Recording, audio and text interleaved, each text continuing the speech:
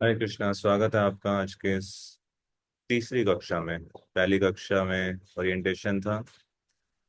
Last class में last Saturday हमने discuss किया था इंट्रोडक्शन और प्रीफेस।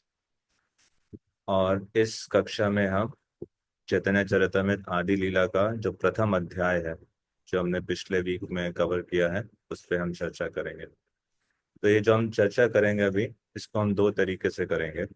सबसे पहले चैप्टर 1 का क्या क्या ओवरव्यू है, एक जैसे कहते हैं बर्ड्स आई व्यू, एक ब्रॉडली फर्स्ट चैप्टर में किन किन विषयों पे चर्चा हुई है और कैसे कैसे ये आगे फ्लो कर रहा है, तो उसके बारे में जानेंगे।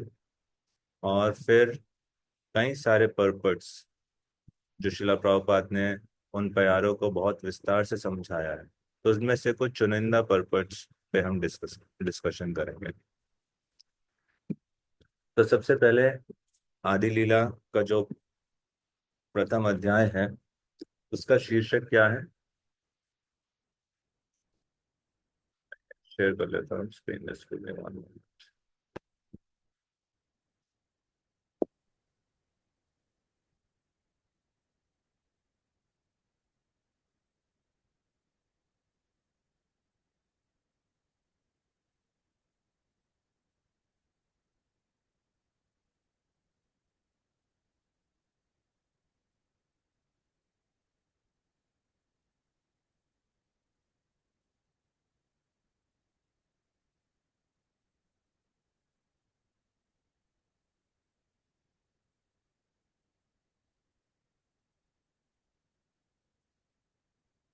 आपको स्क्रीन पे क्रोम के अंदर और टैब्स दिखाई दे रहे हैं या सिर्फ एक ही टैब दिखाई दे रहा है? तो मुझे कई बार टैब चेंज करने होंगे। Are you able to what is it that you are seeing on your screen right now? Maps maps पे भी। मैप्स दिख रहे हैं? जी। फाइन।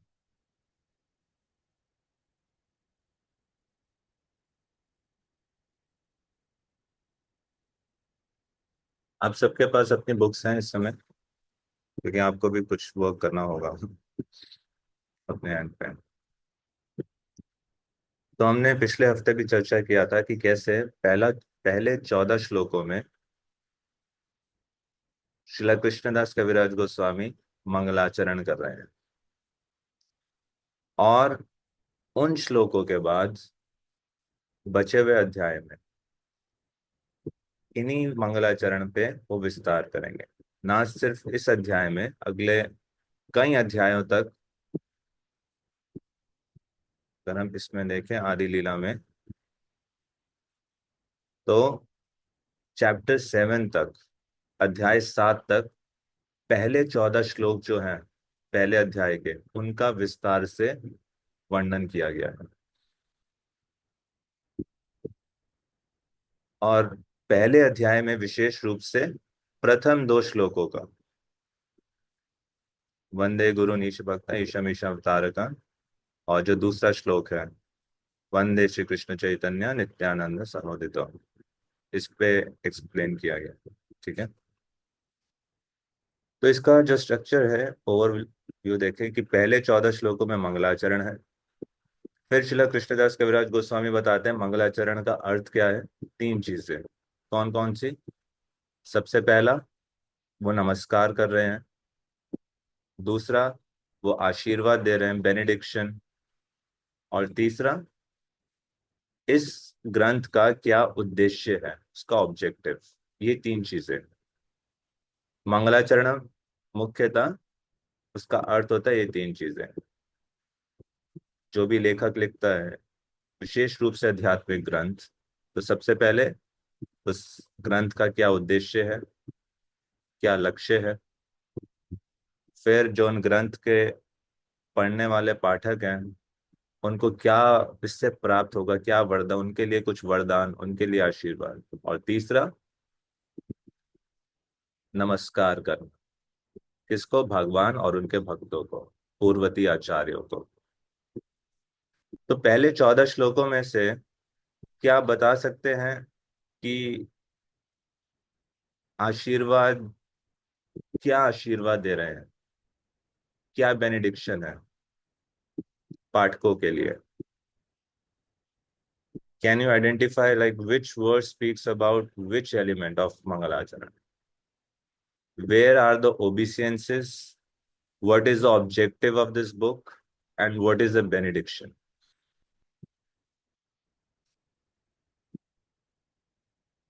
तो आप इंडिविजुअली, आपके पास बुक्स हैं। So my first question is कि क्या आशीर्वाद है, क्या बेनिडिक्शन है?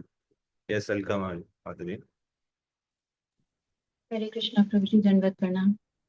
प्रभु जी, फोर्थ श्लोका में लास्ट लाइन में सदा हृदय कंदरे स्फुरतु वह शची नंदनः, हाँ, that means let that supreme lord hari always manifest in the innermost chamber of our hearts. yeah, thank you Mataji. So that is the benediction. Anarpita charim chirat karuna avatirna kalau समर्पयतु मुन्नत उज्ज्वल रसाम सभक्ति श्रेयाम हरि पुरट सुंदर द्युति कदम्ब संदीपिता सदा हृदय कंदरे स्फुरतु वाह शचिनंदना।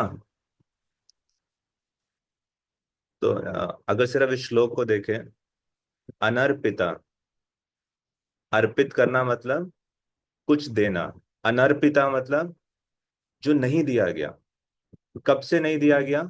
शरीम चिरात, चीरकाल से, यानी बहुत लंबे समय से जो अनर्पिता, जो नहीं दिया गया, उसको देने के लिए समर्पयितुम, उसको देने के लिए आए हैं। आ, क्यों आए हैं उसको देने के लिए?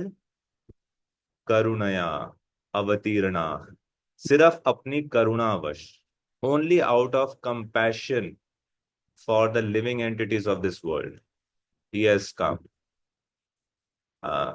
तो वो ऐसी कौन सी चीज है जो नहीं दी गई और अपने कंपैशन से दे रहे हैं? उन्नत उज्जवल रसाम, द टॉप मोस्ट मेलो ऑफ डिवोशनल सर्विस। वो टॉप मोस्ट मेलो क्या है? ब्रज भक्ति, सर्विंग कृष्णा इन एक्सटैटिक लव, और विशेष रूप से उसमें भी कंजुगल लविंग अफेयर्स। उसका जो रस है, that one can have a conjugal relationship with Krishna in pure spontaneous love, ये किसी भी अवतार ने नहीं दिया। महाप्रभु से पहले किसी भी अवतार ने नहीं देखा। तो अपनी करुणावश उस रस को देने आए हैं। तो वो रस कैसे देंगे? क्या माध्यम है उसको प्राप्त करने का? स्वभक्ति श्रियाम, अपनी भक्ति के माध्यम से, by serving Lord Chaitanya Mahaprabhu one can get Braj भक्ति, स्वभक्ति श्रियाम। तो वो दिखते कैसे हैं? जो ये वाला अवतार है, हरि पुरट सुंदर द्युति, और द्युति मतलब उनका कॉम्प्लेक्शन। उनका कॉम्प्लेक्शन कैसा है? बहुत ही सुंदर है। कंदर्प कोटि कमनीय विशेष शोभा, करोड़ों करोड़ों कदम आ, भी उनसे आकर्षित होते हैं। कदम्ब संदीपिता, कदम्ब का अर्थ क्या है? विद द मल्टीट्यूड, और संदीपिता मतलब लाइटेड अप। उनकी जो कांति है वो इतनी अफलजेंट है और इतनी ब्यूटीफुल है, जस्ट लाइक अ मोल्टन गोल्ड। आप में से किसी ने देखा है कभी गोल्ड मोल्टन फॉर्म में? सॉलिड फॉर्म में नहीं। उनका जो वो जो कलर है, वैसे उनकी बॉडी का कलर है। सो सदा हृदय, हृदय मतलब आपके हृदय के अंदर, कंदरे, कितना अंदर? हृदय के इनर मोस्ट पार्ट में क्या हो? स्फुरता हो। May that form of lord Chaitanya Mahaprabhu manifest in the inner most chamber of your heart. वा शचि नंदना, who is that lord Chaitanya? He is the son of mother Shachi. और कब मैनिफेस्ट हो, किस समय? मंगल आरती में, ब्रह्म मुहूर्त में, साल में एक दिन, प्रेमा भक्ति, सदा, at all times.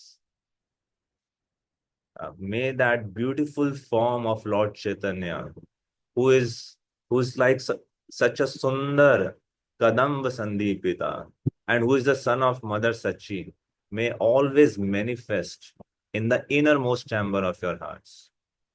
And he has come to give what no other incarnation before him gave. And he came not because of any other reason than out of his own compassion for the living entities. And he's coming to give Unnat Ujwal Rasa. And how is he giving? Swabhakti. And what is that Unnat Ujwal?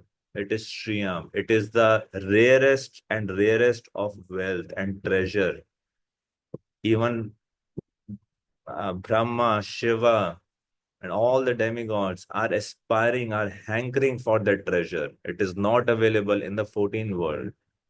One can go till Brahmalok, but this treasure will not be available if Mahaprabhu is not giving. So this is the benediction. Okay, good, Mataji. Then what are the obeisances? Where is Krishnadas Kaviraj Goswami is giving obeisances out of first 14 verses?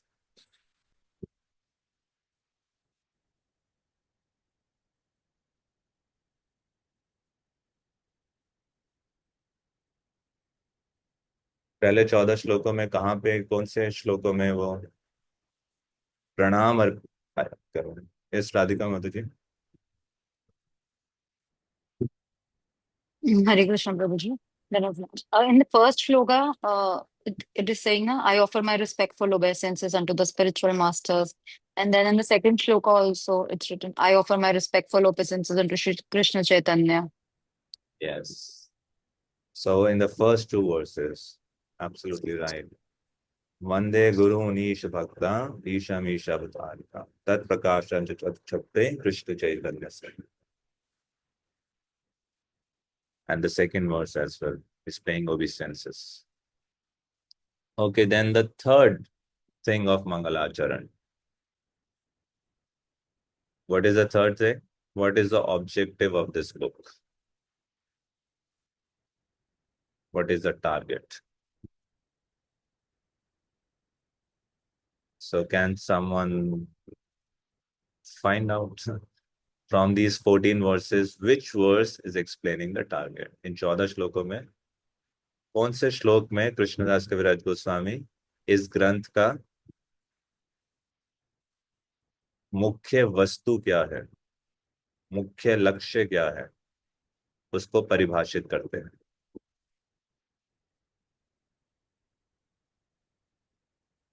हरे कृष्ण प्रभु जी, दंडवत प्रणाम। Yes. प्रभु जी, fifth वर्ष में जो भगवान कह रहे हैं, श्री राधा तथा कृष्ण की माधुर्य लीलाएं भगवान की अंतरंग आराधनीय शक्ति की दिव्य अभिव्यक्ति है। यद्यपि राधा तथा कृष्ण भिन्न है, फिर भी वो अनादि काल से उनको पृथक रखा गया है। अब ये दोनों दिव्य स्वरूप पुनः श्री कृष्ण चैतन्य के रूप में मिलकर एक हो गए हैं और वो हम उन्हें नमस्कार करते हैं जो साक्षात कृष्ण होते हुए श्रीमती राधा रानी के भाव तथा अंत कांति के साथ में प्रकट हुए हैं। वो श्रीमती राधा रानी के अंक कांति में प्रकट हुए हैं, वो हमारे को आनंद देने आए हैं।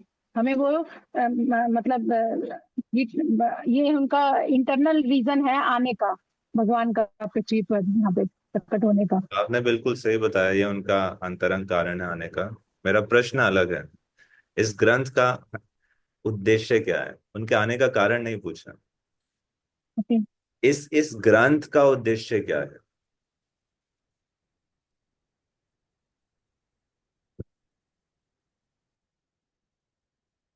Anyone who has not spoken so far? Try to find out. The answer is in first 14 verses. मंगलाचरण हो रहा है तो इन मंगलाचरण में ही है। मध्य लीला अंत लीला को ज्यादा एक्सप्लेन किया है इसमें। क्या एक्सप्लेन किया है? जो मध्य लीला और अंत लीला भगवान की जो है वो नहीं हो पाई थी ज्यादा एक्सप्लेन, तो उनकी रिक्वेस्ट पे हाँ, एक्सप्लेन किए। तो कौन सा श्लोक है पहले 14 श्लोकों में? तो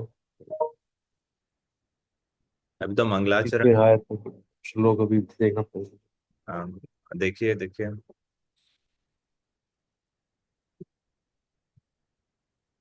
Yes, others, please go through, try.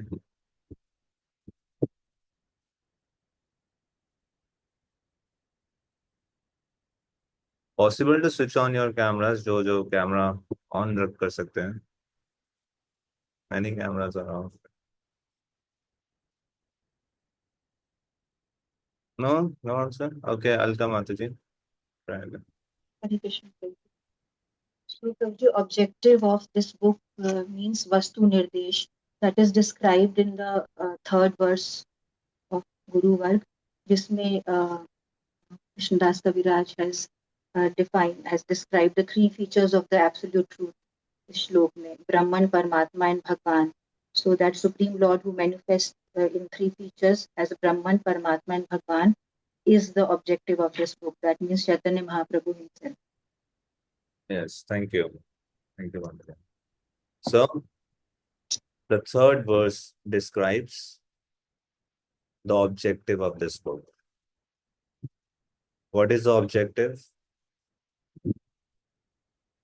This Lord Chaitanya, the Supreme Personality of Godhead. Who is that Supreme Personality? He is the same person whom apni Upanishad describe as the impersonal Brahman, is but the effulgence of his God. वही परम सत्य हैं. उपनिषद इनका विवरण करता है कि जो ब्रह्म ज्योति है उनके दिव्य शरीर की कांति है. ये वही परम सत्य है, परम पुरुषोत्तम भगवान है, जो परमात्मा के रूप में सर्वत्र विद्यमान है. और यही श्री चैतन्य महाप्रभु वही परम सत्य हैं जो षड ऐश्वर्य पूर्ण है. परम सत्य मतलब इनसे ऊपर कुछ नहीं है, इनके समान कुछ नहीं है. तो ये उन्होंने डिस्क्राइब किया. ये विषय है इस पूरे ग्रंथ का. Shri Chaitanya Mahaprabhu, the supreme absolute truth. ठीक है. तो ये 14 श्लोकों में उन्होंने मंगलाचरण किया, प्रणाम, आशीर्वाद और इस ग्रंथ का विषय वस्तु निर्देश किया, परिभाषित किया. तो अब मंगलाचरण करने के बाद अब वो इसी मंगलाचरण को विस्तार से बताना प्रारंभ करेंगे. और उसके लिए सबसे पहले वो बारह से प्रणाम अर्पित कर रहे हैं, जय जयकार कर रहे हैं. किसको? मुख्यतः 3 विग्रहों को, मदन मोहन, गोविंद देव और गोपीनाथ.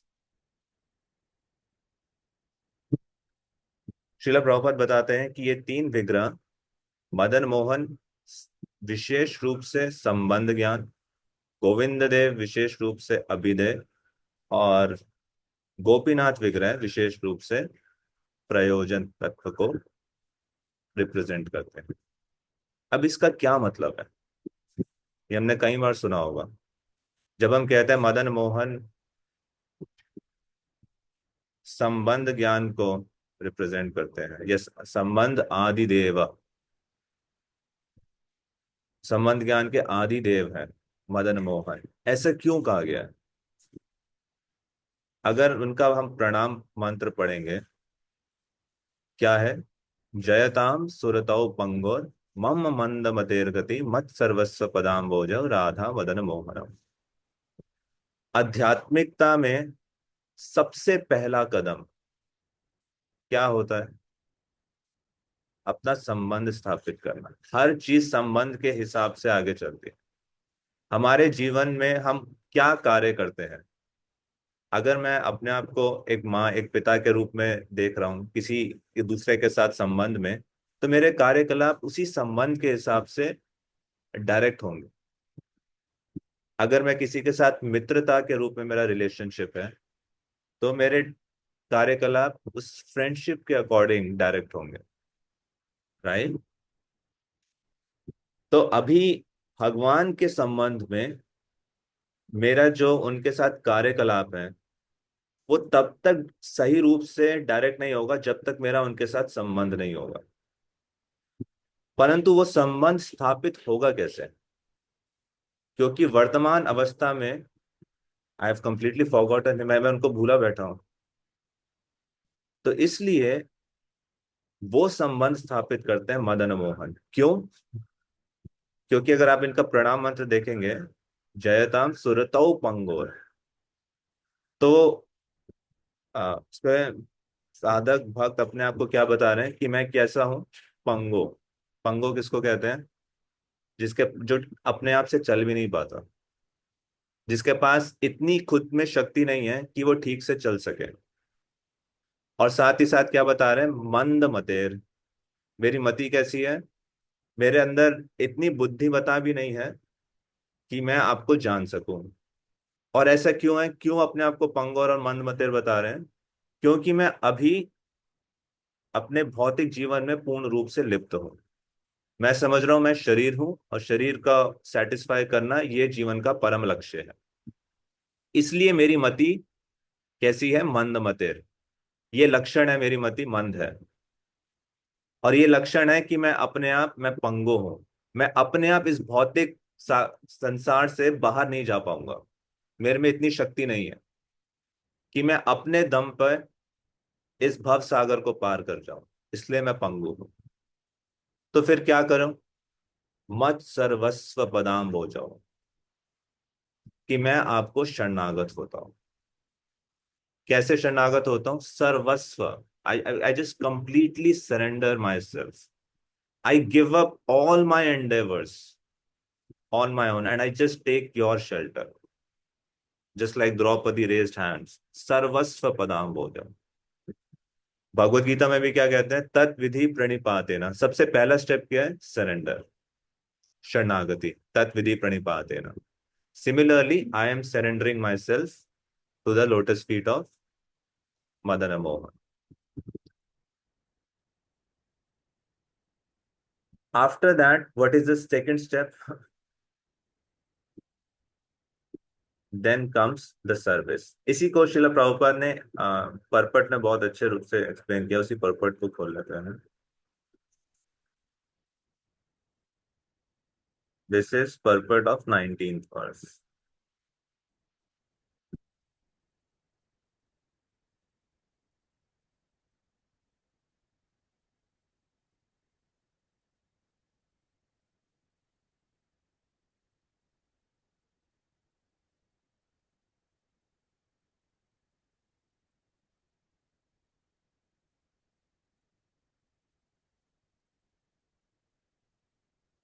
ठीक है। The three deities, Madan Mohan, Govind and Gopijan Vallabh, have very specific qualities. तो अभी हमने मदन मोहन से संबंधित डिस्कस किया। अभी हम गोविंद देव पर देखते हैं।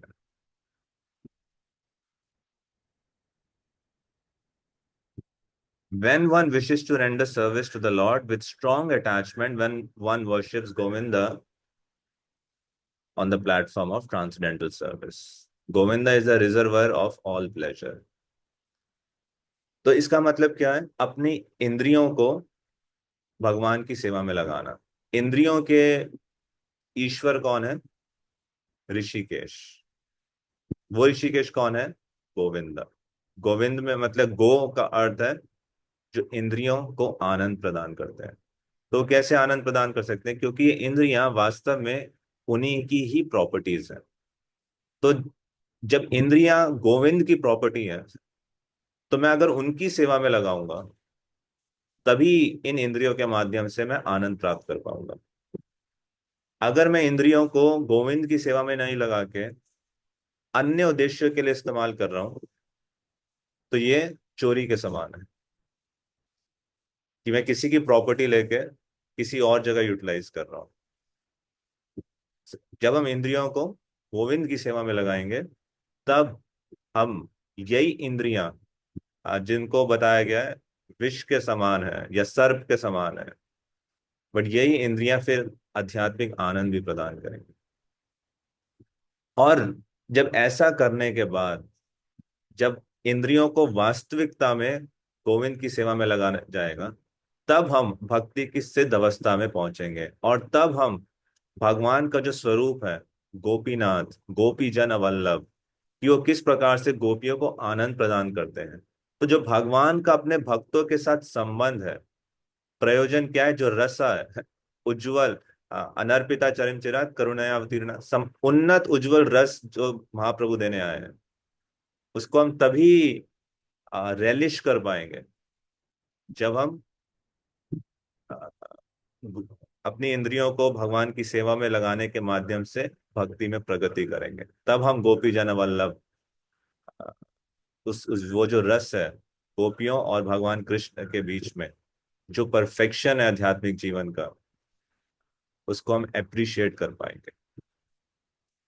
तो इसका मतलब क्या है कि मैं अभी मेरी दीक्षा नहीं हुई है तो मैं जाके मदन मोहन डीटी को वर्शिप करूं, ठीक है मेरी दीक्षा हो गई, अब मेरे डीटीज हो गए गोविंद देव, और अब मैं परफेक्शन पे आ गया, मेरे डीटी हो गए गोपी जन वल्लभ। क्या ऐसा है? नहीं, ऐसा नहीं है। Is the same Krishna, but we are approaching Krishna in a very different internal mood at all times. Individually, I'm going and I'm surrendering to him. But once I've surrendered, then I'm looking out how I can serve you. And when one reaches an advanced stage, ऐसा नहीं है कि उसमें जब advance हो गया तो फिर मदन मोहन के प्रति एप्रिसिएशन नहीं है, गोविंद देव के प्रति एप्रिसिएशन नहीं है। नहीं, एप्रिसिएशन तो they will be equally and even more attracted by that, but it's talking about specifically one's internal orientation and the mood. उस समय सरेंडर भी रहेगा, सर्विस भी रहेगा नेचुरली, और उनका जो फोकस शिफ्ट है it is more about relishing रसास। कृष्ण। तो इसलिए इन तीन डीटीज को महाप्रभु बताते हैं कि अ, कैसे किसी भी गौड़िया वैष्णव के लिए ये बहुत ही डियर डीटीज हैं, और आज भी वृंदावन में हम भक्त लोग प्रतिदिन इनके दर्शन करते हैं। ये स्वरूप विश्वास माता जी। हरे कृष्ण प्रभु जी, धन्यवाद प्रणाम।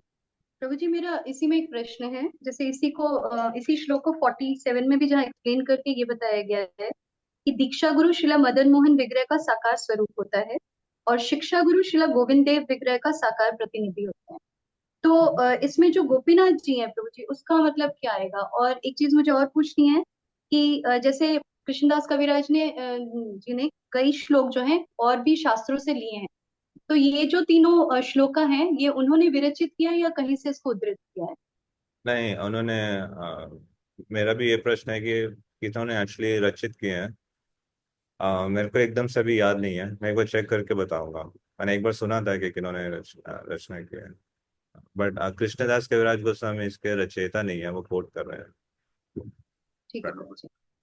और और वो जो मुझे आपका पहला प्रश्न है, हम ही उस पे आएंगे। उसके लिए ना पहले वंदे गुरुन, गुरु कौन है, उस पे जब डिस्कशन करेंगे तब उसको करेंगे। थोड़ी देर में अब इसको कवर करेंगे।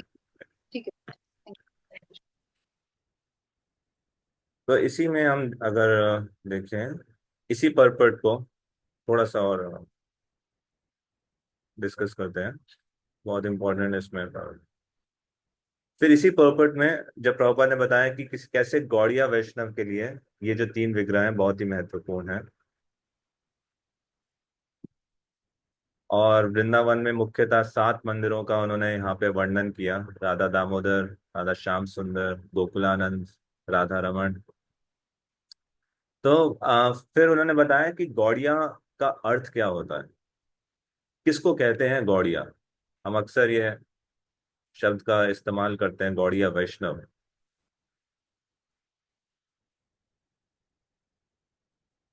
इसी तात्पर्य में श्रील प्रभुपाद बता रहे हैं गौड़िया का अर्थ है उस भारत का वो प्रांत जो हिमालय पर्वत के दक्षिण से शुरू होकर विंध्या जो पर्वत है उसके उत्तर भाग तक। तो अगर सिर्फ मैप में अगर आप देखें, ये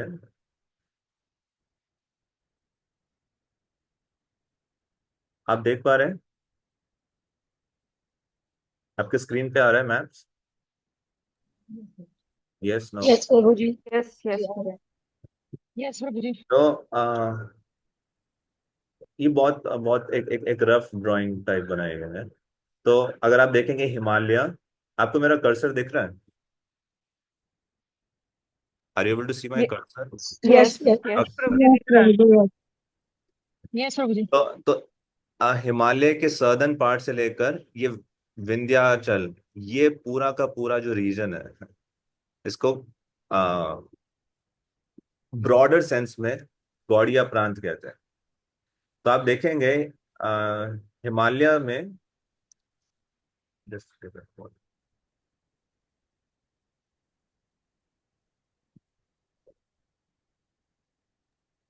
प्रभु जी प्लीज एक बार कर्सर से दोबारा से स्लो बताना, कहाँ से कहाँ तक है। हाँ, मतलब ये हिमालय, ये आपको हिमालय बना हुआ दिख रहा है ना, ये वॉयलेट कलर से पूरी पूरी रेंज है। तो हिमालय का जो सर्दर्न पार्ट है, इसका मतलब भारत के कौन कौन से स्टेट हो गए? हिमालय आप, यूपी, जम्मू कश्मीर, बंगाल। हाँ, जो हिमालय है वो जम्मू कश्मीर, हिमाचल प्रदेश, उत्तराखंड, सिक्किम और अरुणाचल प्रदेश, इन इन स्टेट से, इन स्टेट्स को कवर करता है भारत में। मतलब भारत के बाहर देखे तो नेपाल, भूटान, उसमें भी जाएगा, बट अगर हम उसके सिर्फ सर्दर्न स्टेट ले रहे हैं। और विंध्याचल, जो इसमें आप देखें, जो विंध्याचल है, ये किस किस को कवर कर रहा है? मध्य प्रदेश, उत्तर प्रदेश, गुजरात और महाराष्ट्र, यूजली इन स्टेट्स को कवर करता है। ठीक है, तो गौड़िया विशेष रूप से क्या हुआ, हिमालयन माउंटेन की सदर्न साइड और विंध्याचल पर्वत का नॉर्दर्न साइड। इस पूरे प्रांत को आर्यवर्त, आर्यवर्त भी कहते हैं। और ये आर्यवर्त मुख्यतः 5 प्रांतों में बांटा हुआ है। कौन कौन से 5 प्रांत हैं? तो सबसे पहले है सारस्वत। सारस्वत हो गया कश्मीर और पंजाब।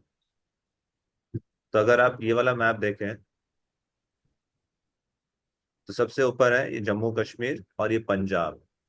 तो ये कौन सा एरिया हो गया? सारस्वत।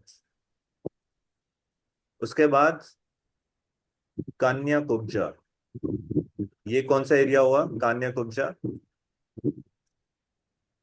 ये पूरा का पूरा उत्तर प्रदेश को कान्या कुब्जा कहते हैं।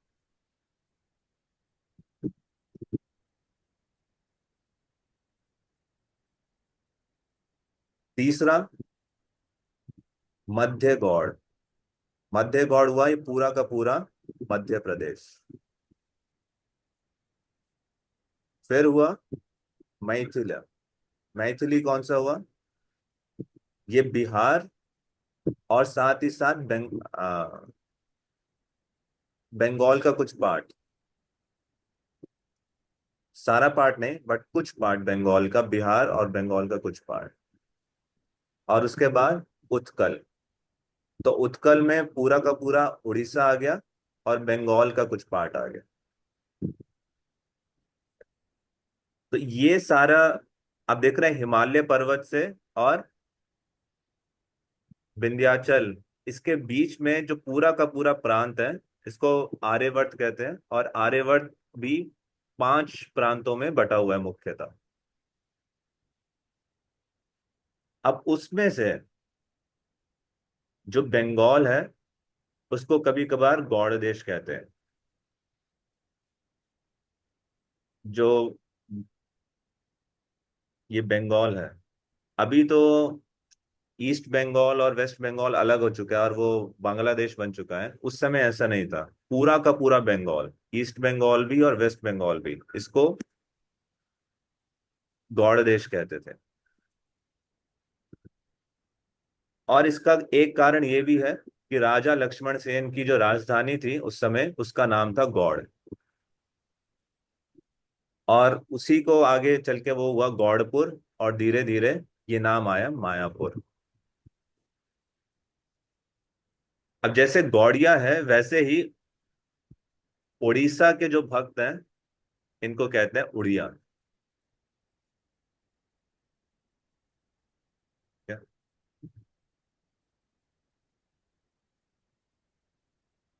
तो क्लियर हुआ? सिर्फ अभी गौड़िया का अर्थ देखेंगे। अभी इस शब्द को परिभाषित किया जा रहा है ज्योग्राफी की टर्म्स में। इसको परिभाषित फिलॉसफी की टर्म में भी किया जाता है कि ये जो एक पर्टिकुलर दर्शन को जो मानने वाले हैं, ये चैतन्य महाप्रभु के जो भक्त हैं, तो उन टर्म्स में भी एक एक टर्म को एक अलग अलग पैरामीटर्स पे डिफाइन किया जा रहा है। अभी हम सिर्फ ज्योग्राफी की टर्म्स में देख रहे हैं। तो जो पंच, ये जो पूरा का पूरा एरिया है, हिमालय से लेकर विंध्याचल, इसको आर्यवर्त भी कहते हैं, इसको पंचगौड़ भी कहते हैं। और उसमें से विशेष रूप से जो बंगाल के जो भक्त हैं उनको गौड़िया कहा जाता था। बंगाल मतलब पूरा बंगाल, अभी तो सिर्फ वेस्ट बंगाल देख रहे हैं। वेस्ट बंगाल, ईस्ट बंगाल, वो जो पूरा का पूरा प्रांत है उसको गौड़िया कहा जाता है। और उड़ीसा के भक्तों को उड़िया कहा जाता था। अब जैसे ये आर्यवर्त है, या जो पंच गौड़ देश है जो 5 पार्ट बाट में बांटा गया है, उसी प्रकार से जो सदर्न पार्ट है, यानी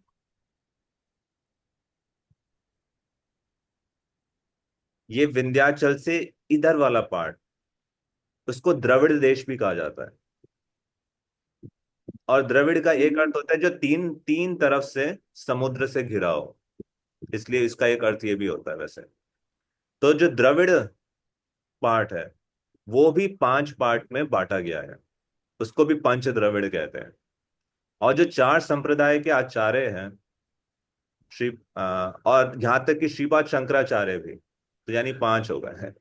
तो वो इन सारे के सारे आचार्यों का प्राकट्य पंच द्रविड़ प्रांत में हुआ है।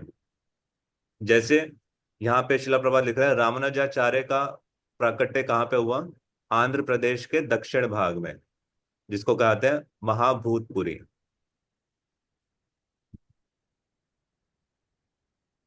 तो आप ये देखेंगे, अगर ये है महाभूतपुरी,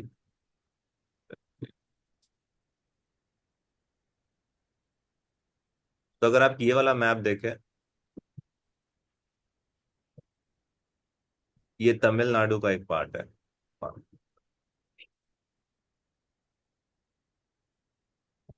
तो यहाँ पे उनका प्राकट्य हुआ। उसके बाद अगर आप देखेंगे मध्वाचार्य, मध्वाचार्य का प्राकट्य कहाँ पे हुआ? मैंगलोर में। तो वो ये वाला पार्ट हो गया, कर्नाटका का एक हिस्सा है यहाँ पे उडुपी, इसी डिस्ट्रिक्ट में वो पड़ता है। मतलब ये जो ग्रीन वाला पार्ट है, ये इस कर्नाटका को बड़ा करके बताया हुआ है, राइट। तो ये सारे सदर्न स्टेट है, इन सबको द्रविड़ प्रांत बताया जाता है। तो इसी प्रकार से आपको अगर मैप में देखना, आप सारे आचार्यों का इस प्रकार से देख सकते हैं कि उनका कहाँ कहाँ प्राकट्य हुआ है ज्योग्राफी किताब में। अब उसके बाद बता रहे हैं कि चैतन्य महाप्रभु ने मध्वाचार्य के संप्रदाय को स्वीकार किया, और मध्वाचार्य के संप्रदाय में भी कुछ अलग अलग मत हैं। तो जो महाप्रभु के फॉलोअर हैं वो अपने आप को तत्ववादी, मध्वाचार्य का एक परंपरा निकल रही है जो अपने आप को तत्ववादी के नाम से कहती है। वो भी अपने आप को बताते हैं कि वो मध्वा संप्रदाय से है, परंतु क्योंकि हमारा दर्शन तत्ववादियों से अलग है, और कोई ऐसा अपने आप को इसलिए अलग रखने के लिए, क्योंकि दर्शन में ही अंतर है, तो मध्वाचार्य के संप्रदाय को तो मानते हैं क्योंकि महाप्रभु ने ही उस संप्रदाय को स्वीकार किया और महाप्रभु के ही अनुगत है, परंतु तत्ववादियों से अलग है इसलिए। और मध्वाचार्य का एक नाम ये भी था गौड़ पूर्णानंद, तो इसलिए हम अपने आप को क्या कहते हैं? मध्वा गौड़िया संप्रदाय। श्रील प्रभुपाद बता रहे हैं कि हमारे जो उनके जो आध्यात्मिक गुरु हैं ओम विष्णुपाद श्रीमद् भक्ति सिद्धांत सरस्वती गोस्वामी महाराज, उन्होंने भी इस मध्व गौड़ी संप्रदाय को स्वीकार किया। ठीक है। अब ये तत्ववादी किस दर्शन को मानते हैं, क्या मतलब होता है तत्ववादी का, वो मध्य लीला में इसका वर्णन आएगा जब महाप्रभु दक्षिण भारत की यात्रा में जाते हैं और उनके साथ उनका वार्तालाप होता है। ठीक है। तो अभी हम सिर्फ कुछ कुछ ओवरव्यूज और कुछ कुछ पर्पस को देख रहे हैं। तो फर्स्ट 14 वर्सेस में श्रीला कृष्णदास कविराज गोस्वामी ने मंगलाचरण किया। उसके बाद अपना प्रणाम अर्पित किया मदन मोहन, गोविंद देव और गोपीनाथ को।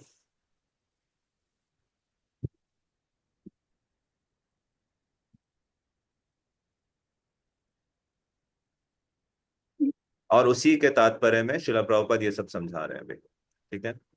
अब इसके बाद कृष्णदास कविराज गोस्वामी क्या कह रहे हैं कि वो याद कर रहे हैं आध्यात्मिक गुरु को, भगवान भक्तों को और परम भगवान को, और उनसे आशीर्वाद की याचना कर रहे हैं। ऐसे स्मरण करने से सारे के सारे विघ्न नष्ट हो सकते हैं और इच्छाओं की पूर्ति हो सकती है। तो इसलिए हम कोई भी आध्यात्मिक कार्य शुरू करने से पहले या कुछ भी करने से पहले हम मंगलाचरण करते हैं। इसलिए मंगलाचरण बिगनिंग में रखा जाता है। और ये जो स्मरण है, जब हम प्रणाम मंत्र बोलते हैं ओम अज्ञान तिमिरंधस्य ज्ञानंजना शलाकया, तो हम गुरु का स्मरण कर रहे हैं इसमें। तो ये स्मरण इतना शक्तिशाली है कि सारे के सारे विघ्नों को वो नाश कर सकता है। तो जो कृष्ण स्मरण है, हमें लगता है हम सिर्फ सोच ही तो रहे हैं, इसमें क्या बड़ी बात है। बहुत बड़ी बात होती है। थिंकिंग ही तो मेन चीज है। हमारी कॉन्शियसनेस कहाँ पे फिक्स है, उसी से तो सारी चीजें मूव करती है। So this is the essence core to think about Krishna. अंत काले च मामेव यम यम वापि स्मरण भावम। 8वें अध्याय के आप देखेंगे सारा बीच में जो सेक्शन है सिर्फ स्मरण के ऊपर ही फोकस कर।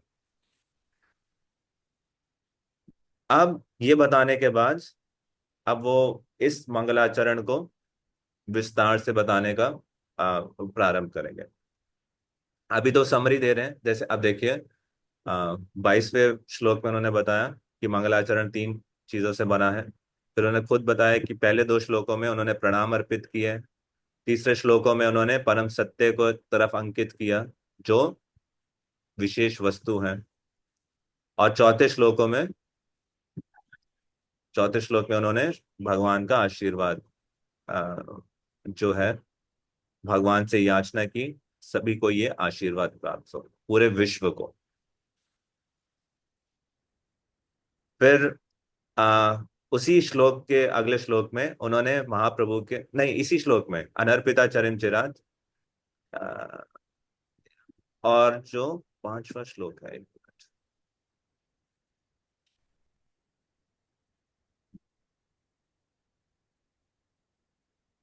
विशेष रूप से चौथे और 5वें श्लोक में उन्होंने महाप्रभु के अवतार का बाह्य कारण बताया। और उसके बाद उन्होंने अंतरंग कारण सूचित किया। 5th एंड 6th, तो जो उनका बाह्य कारण क्या है, अनर्पिता चरण चिराग करुणया अवतीर्णा कलाओ, इसमें उन्होंने बताया कि ये भगवान के प्रकटने का एक बाह्य कारण है। तो वो है करुणावश, लोगों को उन्नत उज्जवल रस देने के लिए। परंतु 5वें और 6ठे श्लोक में राधा कृष्णा प्रणय विकृति लादनी शक्ति रसमान, और उसका जो अगला श्लोक है उसमें उन्होंने भगवान के प्रकटने का अंतरंग कारण बताया। तो इन 6 श्लोकों में उन्होंने भगवान चैतन्य महाप्रभु के सत्य को उल्लेख किया। फिर अगले 5 श्लोकों में, यानी 7वें से लेकर 11वें श्लोक तक उन्होंने नित्यानंद प्रभु की महिमा का वर्णन किया। फिर 12वें और 13वें श्लोक में, क्या इन दिस 6 वर्सेस, 7वें से लेकर 12वें श्लोक तक उन्होंने नित्यानंद प्रभु के महिमा का वर्णन किया। और फिर 13वें और 14वें श्लोक में उन्होंने अद्वैत प्रभु और पंच तत्व का वर्णन किया। तो ये मंगलाचरण है और परम सत्य को का वर्णन करता है। ठीक है। अब 30वें श्लोक के बाद वो बताना चाह रहे हैं कि अब मैं इनको विस्तार से बताऊंगा और इनके जो मर्म है उसको, इसकी जो इंट्रिकेसीज हैं उसको मैं प्रकाशित करूंगा।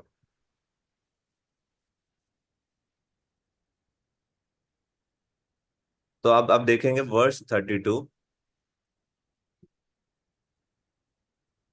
33, 34। 34 में उन्होंने उसी फर्स्ट वर्स को कोट किया। तो 34th वर्स में कितने विषय बता रहे हैं, 6 विषय का वर्णन किया है।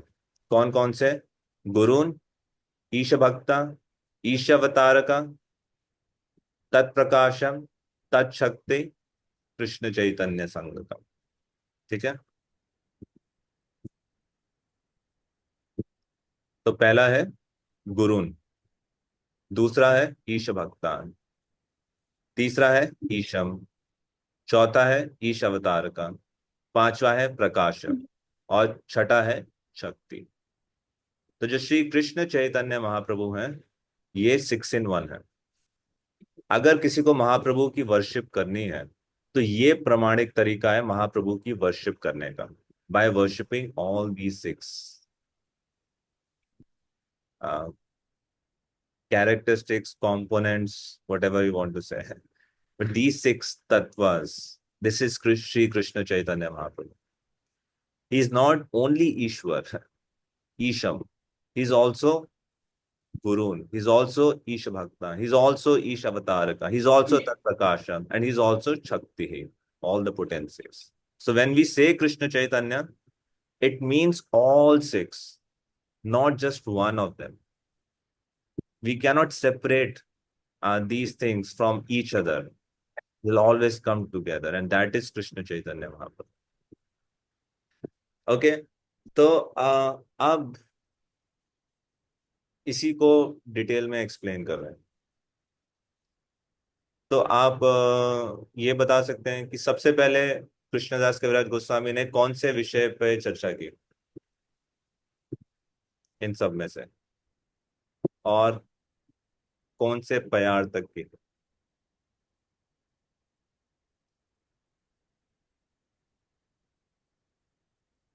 इसलिए मैं चाहता हूं कि आप खुद एक बार अनुवाद की तरफ देख के पढ़ें, खुद उसके साथ एंगेज करें।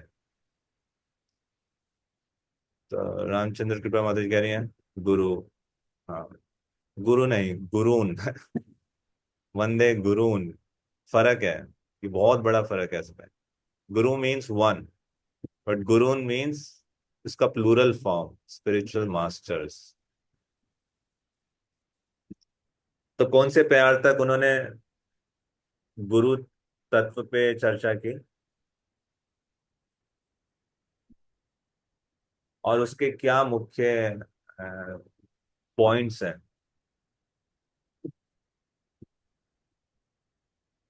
So can you share any one point related to Guru from these verses? So first question is कि इस आप सारी ट्रांसलेशंस चेक कीजिए कि जो गुरु तत्व है ये कौन से वर्ष तक कृष्णदास कविराज गोस्वामी इसको डिस्क्राइब कर रहे हैं।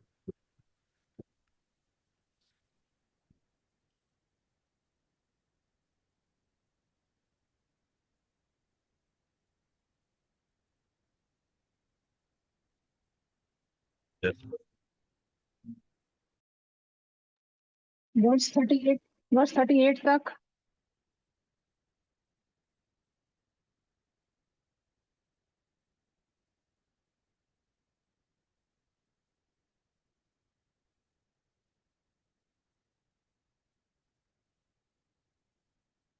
हरे Krishna.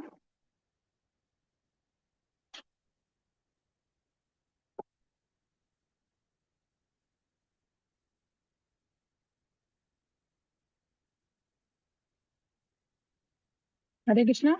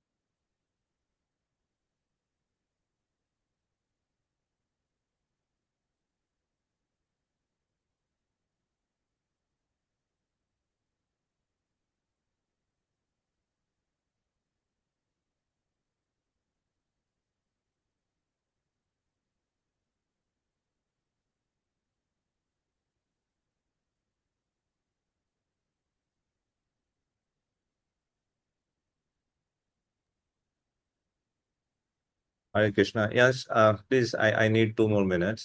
Meanwhile, this is the task for you.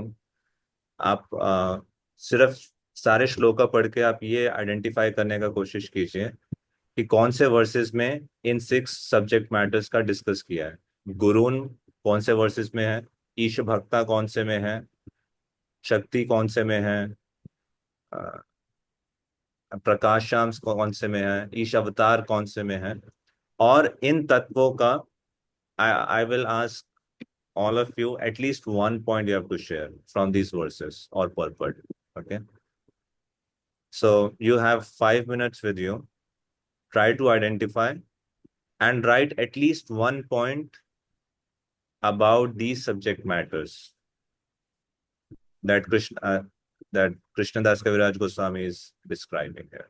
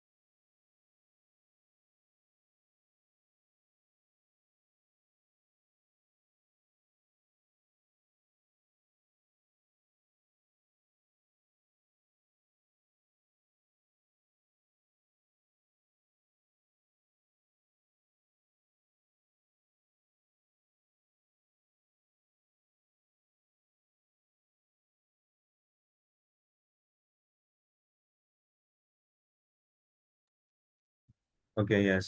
Thank you. ठीक है, तो गुरु का कौन से वर्सेस में डिस्क्रिप्शन हुआ है, कौन से वर्स तक? यस, दिव्य किशोरी माता। हरे कृष्णा प्रभु जी, प्रणाम। प्रभु जी 34 में स्टार्ट हो रहा था जहाँ पर, वहां पर मतलब वंदे गुरुन, उसके बाद से सारे वर्सेस के बाद 47 तक आई थिंक वो जा रहा है। उसके बाद वो नेक्स्ट वर्स जो है उसमें लिखा है कि that people are not properly मतलब प्रॉपरली वो नहीं होते, इंडेटेड नहीं फील करते सुपर मतलब गुरु को और कृष्ण को, तो वो मिक्स लग रहा है, तो आई वुड ओनली मतलब मैं यहाँ तक लाइन डाल पाई कुछ। उसके बाद कृष्ण से रिलेटेड लग रहा है Isha. Okay, thank you. Yes, Prabha Manjari माता जी।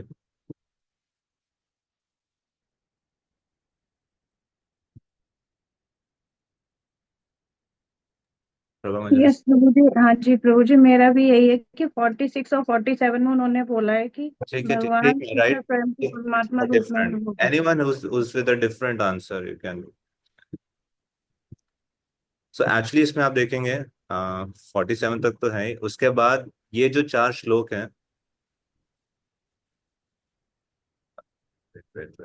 कौन से?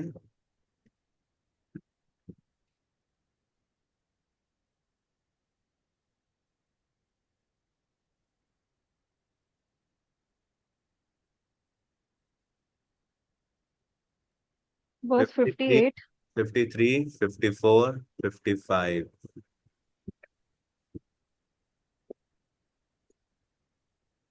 and 56, right? Verse ये जो 58 श्लोक also. ये जो श्लोक हैं, ये कौन से वर्सेस हैं आपको पता है? चतुश्लोकी भागवतम। हैं। यस प्रभु जी, 9 पॉइंट और उसके है उसके ना ये। बाद आप देखेंगे 57 तक।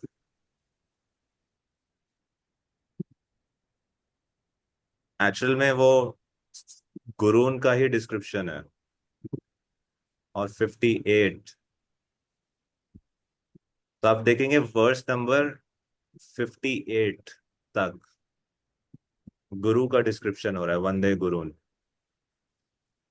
स्टार्टिंग विद, कहाँ से स्टार्ट होते हुए? 44, 44 से लेकर 58 तक जो फर्स्ट वर्स है, उसका जो फर्स्ट एलिमेंट, उसका डिस्क्रिप्शन है। क्लियर है? और उसके बाद आप देखेंगे 59। ओके, आप बताइए, उसके बाद नेक्स्ट क्या है? ईश भक्ता। ईश भक्ता कौन से वर्सेस में डिस्क्रिप्शन हो रहा है? 59 से लेकर आप देखेंगे डिवोटीज एसोसिएशन के ऊपर डिस्क्रिप्शन किया है। सो 59 से लेकर 64 तक, राइट? ईश भक्ता, उसके बारे में कृष्णदास कविराज गोस्वामी डिस्क्राइब कर रहे हैं। उसके बाद 65, 66, 67 क्या सब्जेक्ट मैटर है इन वर्सेस का? ईशा अवतार कांड। हाँ, ईशा अवतार का, द इनकारनेशंस ऑफ कृष्ण, जिसमें बता रहे हैं कौन कौन से अंश अवतार, गुण अवतार, शक्तावेश अवतार, इसका डिस्क्रिप्शन। और फिर 68 से लेकर 69, 70, 71, 74, 75, 78 तक क्या सब्जेक्ट मैटर है? ईशा। नहीं, प्रकाश। तत्प्रकाश। प्रकाश हाँ, प्रकाश तथा विलास। तो अ, प्रकाश कहते किसको है? एक्सपेंशंस ऑफ कृष्णा, वो 2 टाइप्स के एक्सपेंशंस को बताया गया, विलास विग्रह और प्रकाश विग्रह। और उसके बाद 78 तक तो प्रकाश है, उसके बाद एनर्जीज, राइट? 79 से लेकर 80 जो भगवान की एनर्जीज है, लक्ष्मीगण, महिषीगण और गोपीगण। So Lakshmi is in Vaikuntha, queens in Dwarka, and gopis in Vrindavan. They are all energies of the Supreme Lord.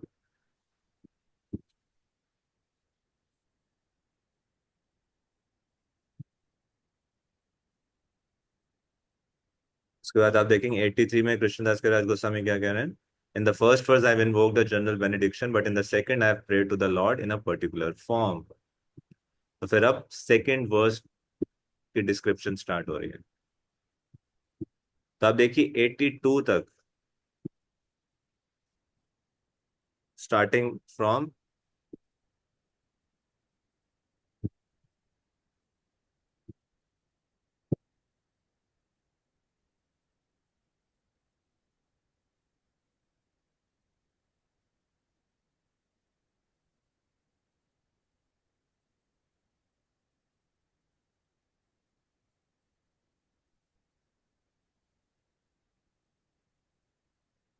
starting from 33 34 to 84 first verse describe हुआ है। और उसमें भी 44 से लेकर 80 तक, अगर अब एग्जैक्टली वो 6 एलिमेंट्स को, 6 characteristic, 6 component, what is absolute truth, उनका डिस्क्रिप्शन।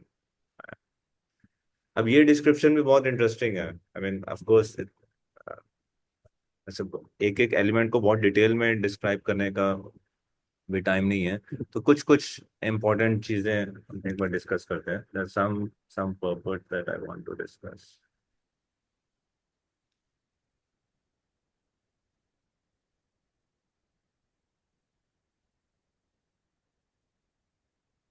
आप वर्स 46 ओपन कीजिए, उसका पर्पस में एक्चुअली वर्स 35 से ही एक बार स्टार्ट करते हैं। Let's go a little quickly. Uh,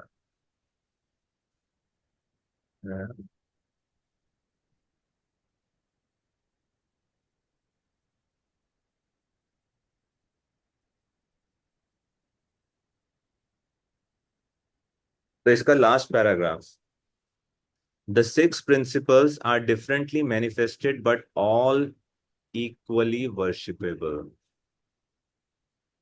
ऐसा नहीं है ईशम का वर्शिप ज्यादा होगा, ईश भक्ता का वर्शिप कम होगा, या ईशा का वर्शिप ज्यादा होगा, ईशा शक्ति का कम होगा। नहीं, all these 6 elements are equally worshipable. And Krishnadas Kaviraj Goswami begins by offering his obeisances unto them to teach us the method of worshipping Lord Chaitanya. अगर चैतन्य महाप्रभु की आराधना करनी है तो उसका प्रमाणिक तरीका ये है, इन 6 का समान रूप से आराधना करना। और उसमें भी जो शक्ति की बात हो रही है, उसमें भाई रंगा शक्ति की बात नहीं हो रही, माया की बात नहीं हो रही, दुर्गा की बात नहीं हो रही, क्योंकि वो भगवान की उपस्थिति में नहीं रह सकती। जहां पे सूर्य है वहां पे अंधकार नहीं है। ठीक है। और इसमें भी आप देखेंगे इसी श्लोक को पंचतत्व के संबंध में श्रील प्रभुपाद यहाँ बता रहे हैं।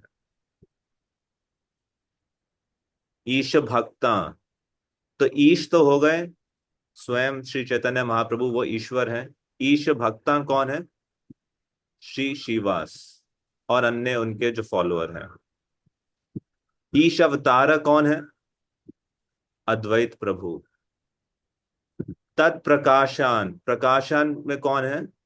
नित्यानंद प्रभु। अब प्रकाशान कौन होते हैं, आप आगे आएगा वर्णन। और साथ ही साथ मंत्र गुरु जो हमें दीक्षा देते हैं, वो भी प्रकाशान। प्रकाश का अर्थ होता है जो भगवान का एक्सपेंशन। भगवान के एक्सपेंशन 2 प्रकार से होते हैं। अगर बिल्कुल सेम फॉर्म है, जैसे रासलीला में हुआ था, कृष्ण ने अपने आप को एक्सपैंड किया बट उन फॉर्म्स में कोई डिफरेंस नहीं था, तो एक तरीका ये होता है। और दूसरा तरीका होता है कि भगवान एक्सपैंड कर रहे हैं बट उनका फॉर्म में कुछ डिफरेंस है। जैसे भगवान कृष्ण से विस्तार होता है बलराम जी का, बलराम जी से विस्तार होता है चतुर्व्यूह का, नारायण का चतुर्व्यूह का। तो ये इन सब की फॉर्म्स में थोड़ा सा डिफरेंस है उनके अपीयरेंस में। तो जिसमें कोई डिफरेंस नहीं होता, जैसे रासलीला में, उसको कहते हैं प्रकाश विग्रह, और जिसमें डिफरेंस होता है उसको कहते हैं विलास विग्रह।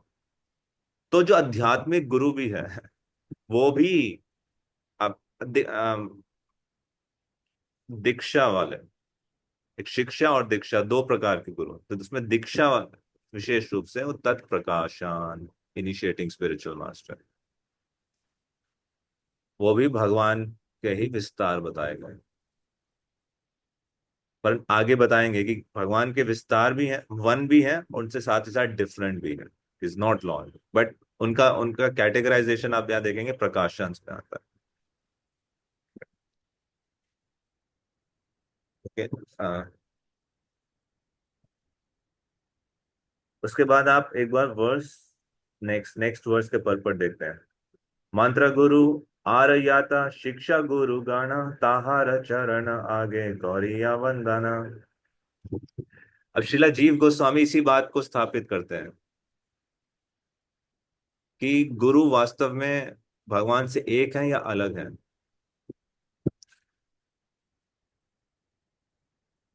तो और विशेष रूप से गुरु की क्या महत्वपूर्ण क्या इम्पोर्टेंस है और उनके प्रति क्या सही दृष्टिकोण होना चाहिए, वो इस परपट में डिस्क्राइब किया गया। अगर आप कभी परपट पढ़ते हैं तो आप ये भी इस प्रकार से भी पढ़ सकते हैं। आप उस परपट की एक हेडिंग दे सकते हैं कि इस तात्पर्य में क्या मुख्य विषय बिंदु पे चर्चा की गई है। अगर मेरे को इस परपट की हेडिंग देनी होती तो मैं क्या हेडिंग देता? That is also one way, then you are forced to think about the subject matter. तो यहाँ पे क्या इंपॉर्टेंस है गुरु की?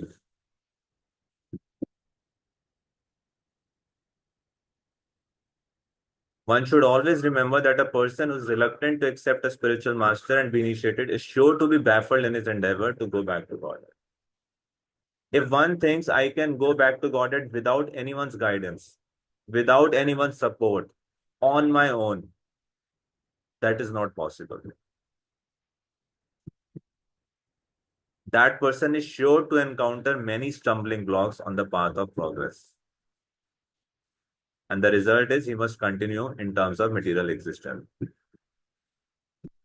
Such a helpless person is compared to ship without a rudder. And a ship can never reach its destination. Right? And in the absence of spiritual master, if spiritual master has departed, one should remember his instruction. There is no difference between spiritual master instruction and spiritual master himself. In his absence, his words of direction should be the pride of the disciple. If one thinks one is above consulting anyone, including a spiritual master, he is at once an offender at the lotus feet of the Lord. And that spiritual master is not except in terms of hereditary or customary social and ecclesiastical convention. मैं इसलिए गुरु नहीं स्वीकार कर रहा कि वो मेरे cast के हैं, ब्राह्मण हैं, भारतीय हैं, ये सब क्राइटेरिया नहीं है गुरु एक्सेप्ट कर रहा, इस वंश में आते हैं न, सिर्फ ये इस क्राइटेरिया के बेस पे राजीव गोस्वामी कह रहे हैं किसी को गुरु स्वीकार नहीं करना चाहिए। कैसे स्वीकार करना चाहिए? Genuinely qualified spiritual master. Qualification is not जन्म, qualification is one knows the science of Krishna. और भी अन्य अन्य आगे कृष्णदास कविराज गोस्वामी इस पे चर्चा करते हैं। ओके, उसके बाद वर्स 46 पे आएंगे। 46 परपट एक बार खोलिए। जो ये श्लोक है श्रीमद् भागवतम से उदित करते हैं कृष्णदास कविराज। आचार्य माम विजानीया।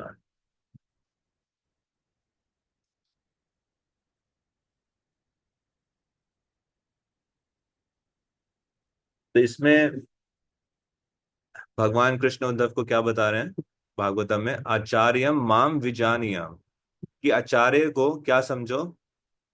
विजानियात मतलब ये जानो कि वो मैं हूं, मेरे समान है।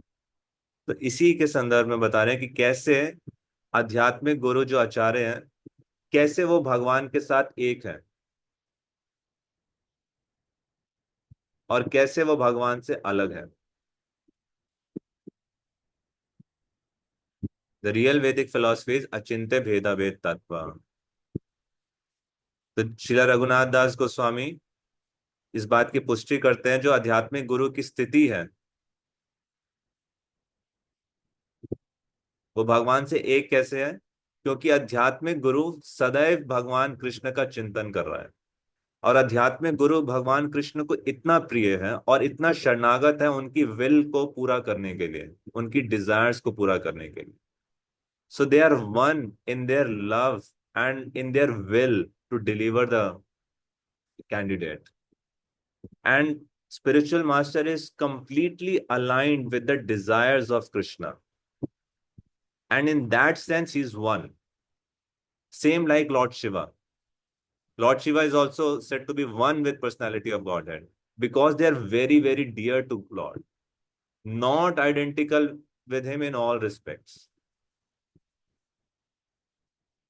So Srila Jeev Goswami establishes this. Raghunath Das Goswami establishes this. Vishwanath Chakravarti Thakur is establishing the same truth. They are one because they are very dear to Krishna. They are one because they are one in the desire and the will of Krishna. But they are not same in all respects.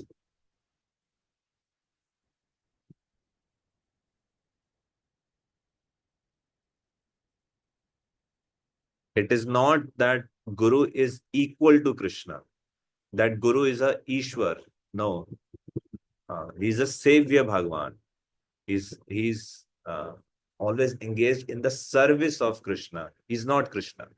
Anyone who says that I am Krishna and you surrender to me and I am the Ishwar, and he tries to imitate the pastimes of the Lord,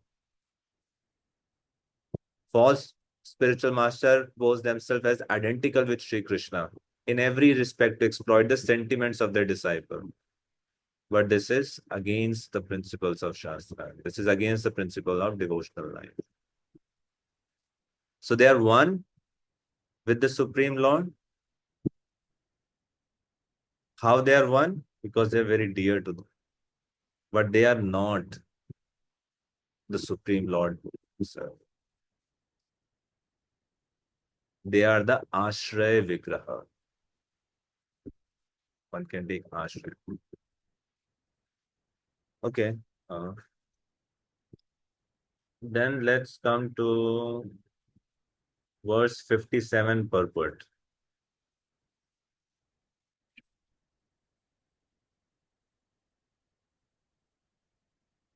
So here, this is a verse by Bilmangala Thakur in his book Krishna Karnamrita.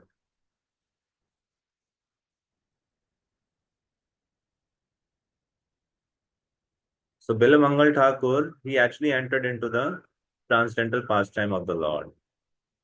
In the beginning of that book, he has offered his obeisances to his different gurus. And it is to be noted that he has adored them all equally.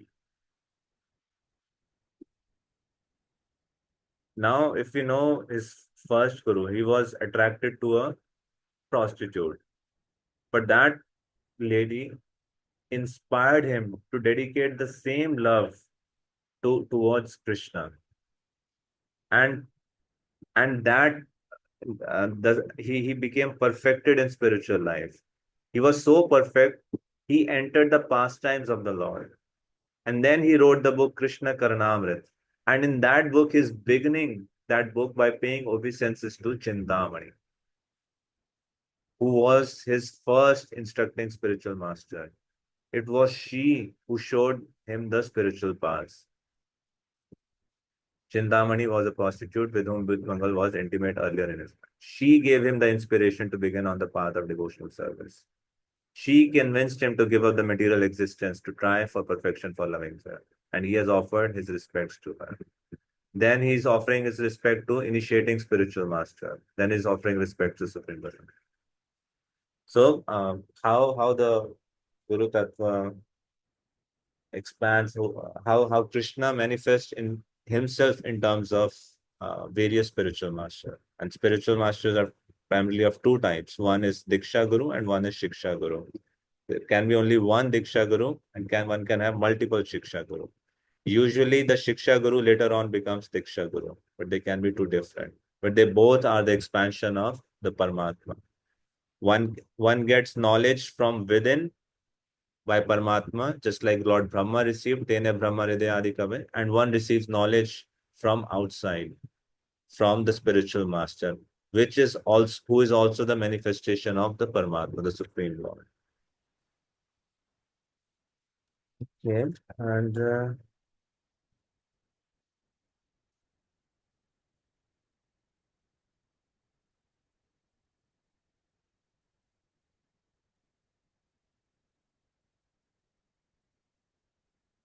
that was something brief about Guru. We discussed about little bit about Isha Bhakta. You can also read in the verses 60, 61, from 59 to 64, but 66 especially speaks about how important are the devotees. Everything we can achieve in the association of devotees. If we see the verse 60, 61, if you go,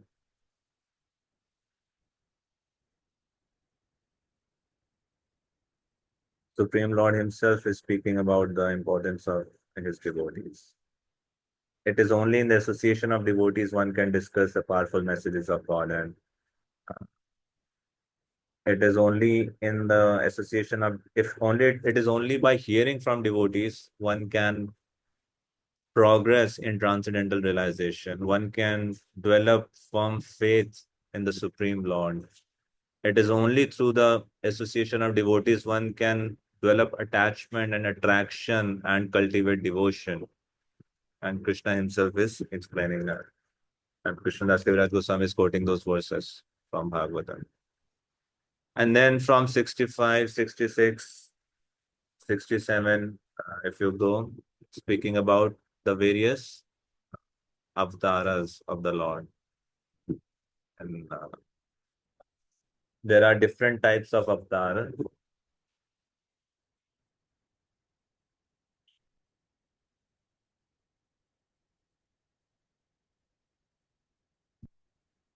What are those avatars? There are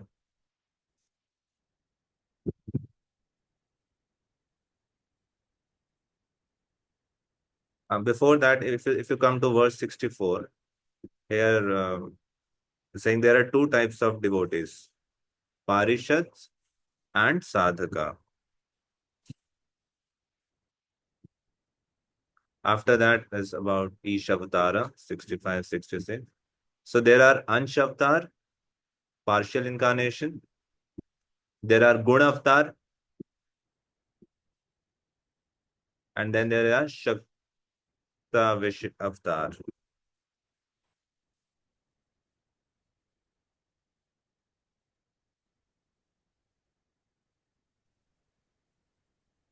तो उसमें भी जो पुरुष अवतार है, या जैसे मत्स्य अवतार हो गए, कूर्म अवतार हो गए, ये सारे अंश अवतार के रूप में बताए गए। गुण अवतार कौन से हुए? ब्रह्मा विष्णु महेश, जो सतोगुण रजोगुण तमोगुण तो बता दें। तो ये सारे गुण अवतार हो गए। और उसके बाद शक्तावेश अवतार, जैसे चार कुमार, पृथु महाराज, व्यासदेव, ये सारे शक्तावेश अवतार हो। तो तीन कैटेगरीज में। उसके बाद बता रहे हैं वर्स 68 ऑनवर्ड, वंदे गुरुन, ईश भक्ता, ईशावतार का, ये तीन हो गए तत्प्रकाशन।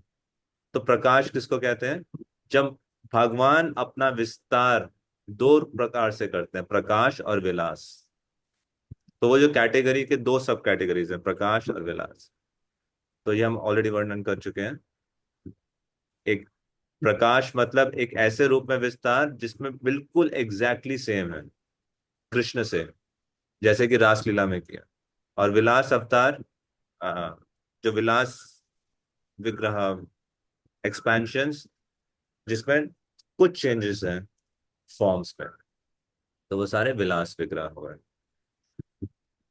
और उसके बाद तत्शक्ति ही 79 और 80 वर्ष में शक्ति का वर्णन किया गया है, जो हमने अभी पढ़ा था। लक्ष्मीगण, महिषीगण, गोपीगण, ये सारी उनकी शक्तियां हैं। तो इस प्रकार से ये फर्स्ट वर्स का एक्सप्लेनेशन है कृष्णदास कविराज गोस्वामी के द्वारा। इन 6 को उन्होंने डिटेल में एक्सप्लेन किया। और इस चैप्टर के एंड में जो सेकंड वर्स है इन्वोकेशन का, उसको उन्होंने डिस्क्राइब किया। बहुत ही इंटरेस्टिंग है कैसे। तो जो सेकंड वर्स है मंगलाचरण का, कौन सा है? वंदे श्री कृष्ण चैतन्य नित्यानंद सहोदित गौड़ोदय पुष्पवंत चित्रौ छंदौ तमोनुदौ। तो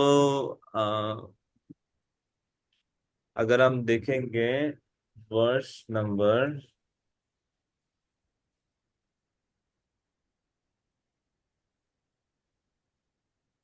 3,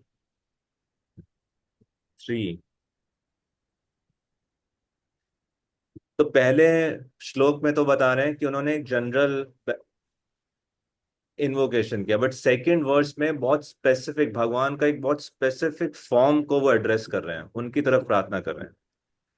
सी first verse was very like general conceptual forms, वंदे गुरु ईश भक्ता ईश तारकम, सब इंक्लूड हो गए।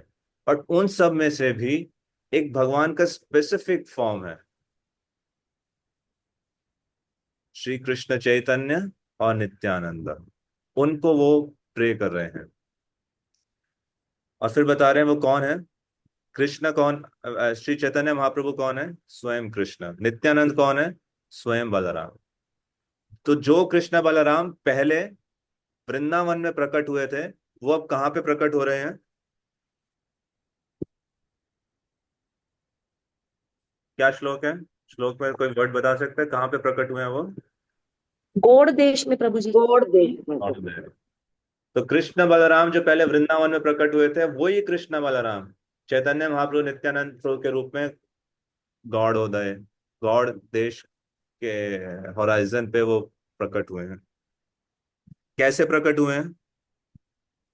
जैसे कि एक सूर्य और चंद्रमा प्रकट होता है। क्यों प्रकट हुए हैं? तो श्लोक में क्या लिखा है? संतान ज्ञान का संतान की अंधकार आशीर्वाद दूर प्रदान करने के लिए। अंधकार दूर करने के लिए। हाँ, तमानुदौ। तो वो तमा क्या है? किसको कहते हैं तमा? अज्ञान का अंधकार। विद्या का को देखकर प्रभु जी। तो स्पेसिफिकली एग्जैक्टली क्या है तमो? कृष्णदास कविराज गोस्वामी आगे के वर्सेस में डिस्क्राइब कर रहे हैं। Ignorance. Yes, that is the question, what is that ignorance? forgetfulness of परमात्मा का ज्ञान। One by one. Yes, Ambika मतलब अंबिका वो परमात्मा का ज्ञान ना होना, भगवान का ज्ञान ना होना, अविद्या, यही तो कहलाती है तमा। ओके। और क्या होता है? अविद्या। सुदर्शनी माता जी। प्रभु जी, we are soul not body, ये हमारा ज्ञान है और अज्ञान इसका प्रभु। आप वर्स देखिए, कृष्णदास कविराज गोस्वामी क्या कह रहे हैं। He's defining that अज्ञान in a very specific way. Yes, Harivalvi Mataji. He's saying the darkness of ignorance is called Kaitava, the way of cheating, which begins with religiosity, economic development, sense gratification, and liberation. Yes. So Kaitava is ignorance. Kaitava, that is the cheating. And this cheating happens in various forms. In name of religiosity. धर्म के नाम पे ये 4 प्रकार के धोखे होते हैं। तो इसमें वर्स 91 बहुत इंपॉर्टेंट पर्पट है इसको समझने के लिए।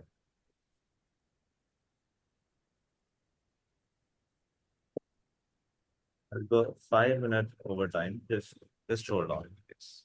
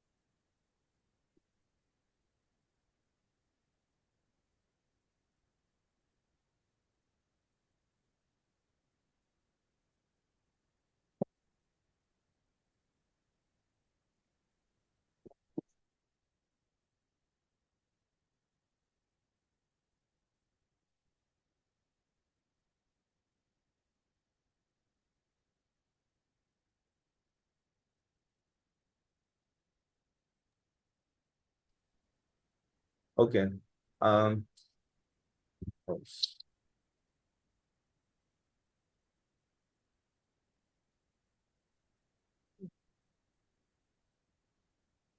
तो ये सेकंड वर्स भागवतम का जो कृष्णदास कविराज गोस्वामी कोट कर रहे हैं, प्रभुपाद सच अ ब्यूटीफुल पर्पट कि कैसे जो भागवतम में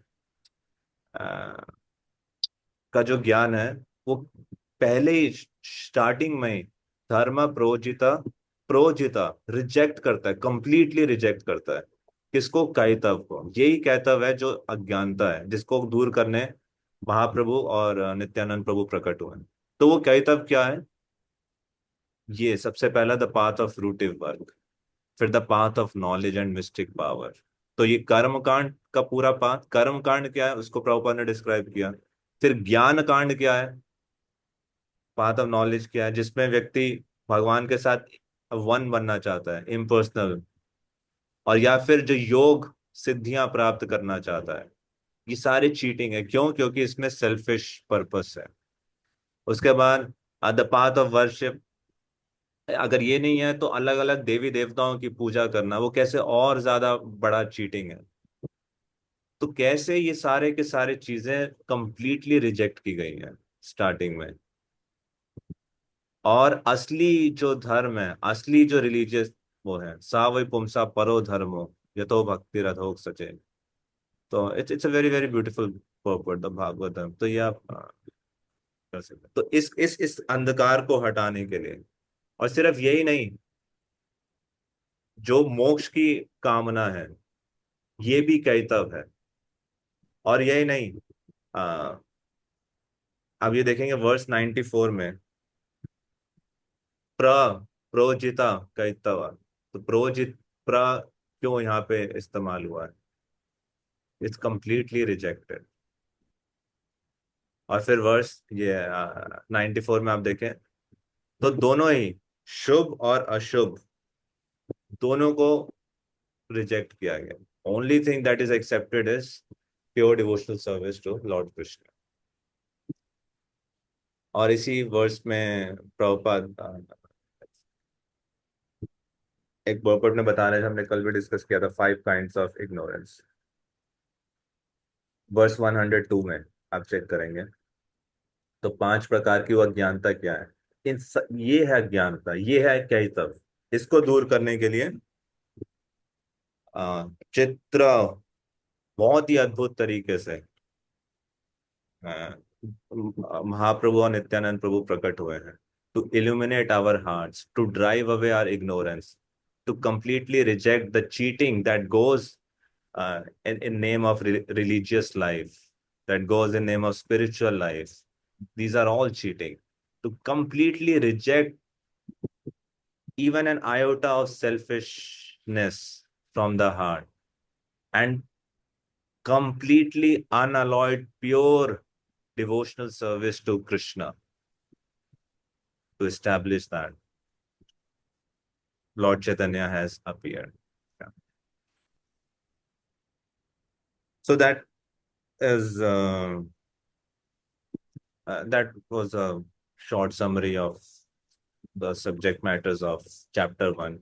इसमें एक चीज बहुत इंपॉर्टेंट है जो विल सी अगर नेक्स्ट क्लास में टाइम मिला तो verse 50 to 56. Why Chatushloki Bhagavatam is quoted here? Specifically verse 50, 51, 52 अगर आप देखेंगे एक इम्पोर्टेंट है, कई बार बहुत कंफ्यूजन होती है इसको लेके. I will just quickly, sorry I'm going over time. I do not like going over time.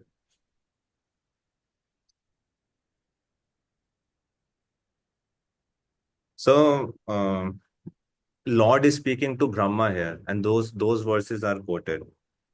So if you see verse 53, this is a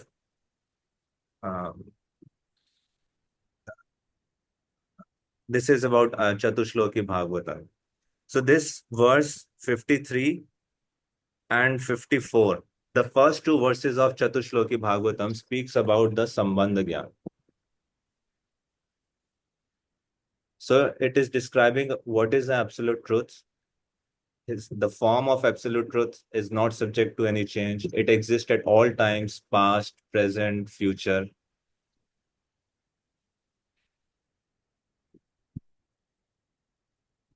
So to know who is Krishna,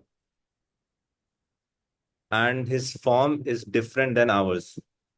But how can one be strongly established in Sambandha Gyan, not only by the knowledge of Krishna, but simultaneously to have knowledge of Maya? And that is the second verse of Chatushloki Bhagavatam, in which Krishna is speaking to Brahma about his illusory energy. So after describing that, in the next verse, in the third verse of Chatushloki Bhagavatam, Krishna is speaking about the perfection, the Prayojana Tattva.